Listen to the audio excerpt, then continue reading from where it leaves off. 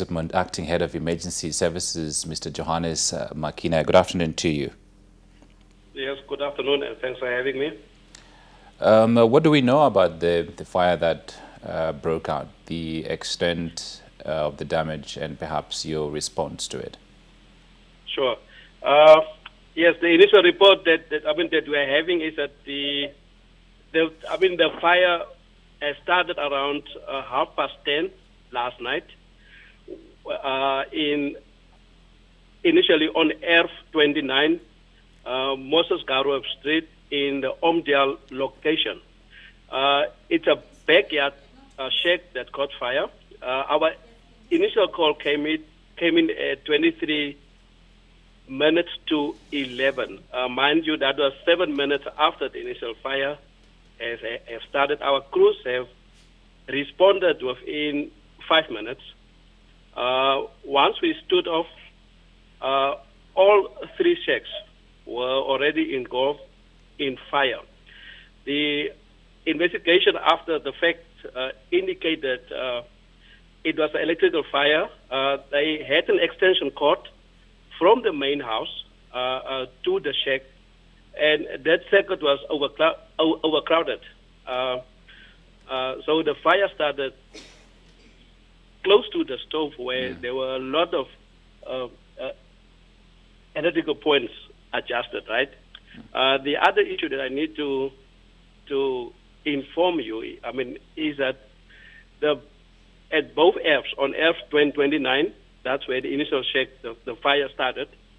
Adjacent to that, at F30, there is no boundary wall. There was no boundary wall between the two Fs. The flats, the shacks were initially built too close to one another. So when the fire started, it went over to the three shacks that are in F30. Our response time, like I said, was within 30 minutes. The issue is that with the shacks in Hentis Bay or the entire coast area, one will realize that they don't build shacks of corrugated iron, but they rather build shacks of boxes, your hardboards, and all these materials that are used are very combustible material. Mm-hmm. Yeah. Oh, right. So by the time that they realized that the shacks were on fire, it was already late. But we managed to then protect the main houses. Okay. That was protected, yes. So we need to quickly correct in our reporting earlier. We mentioned the location of the fire to be Quisipmont. The location is indeed Hentis Bay, right? Yes. So how prevalent is or are the fire incidences in Hentis Bay? We have got approximately 7 to 10 fires yearly. But most of them are at the settlement area. But the fire in question did not happen in settlement area last night. It happened on a built-up area that is known as Omdial. Right? Yes. So, yes.